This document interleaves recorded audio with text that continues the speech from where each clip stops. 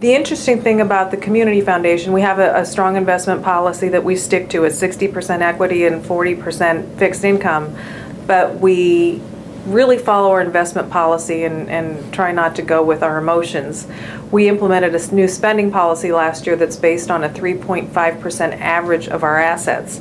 So when we look at what we have to distribute, we're basing it on 2 good years and 1 decent year. So we don't see a change from 2008 to 2009 in what we're going to be able to distribute to the community. It may be down about 3%. Yeah, our investments are fluctuating just like everyone else's, so it's hard to say from day to day how down we are, but because we function with our distributions on a 3-year average, we're in good shape.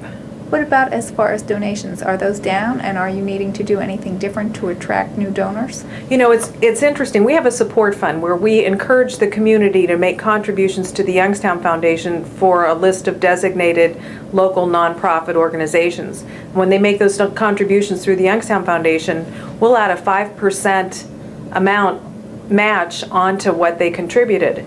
So if I compare last year in February, 2008's February numbers to 2009 February numbers, we're actually up 89% in donors and up 52% in donations in the amount of money, which I think says a lot in this challenging economy. Did you have to do anything different to attract that?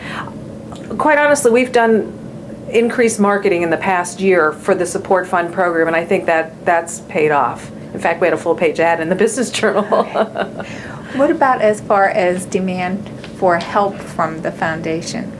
It's interesting. I was expecting to be inundated in the first quarter with requests, but we've been trying to communicate with our agencies during the past year, knowing what the economy looks like. We've explained to them that we really are focusing on need versus want. You know, what are the critical needs that need to be addressed? What's critical that's going to be sustained for the long term? And I think the agencies have gotten that message, so they're very sensitive to what's appropriate to apply for and what they need to do internally first.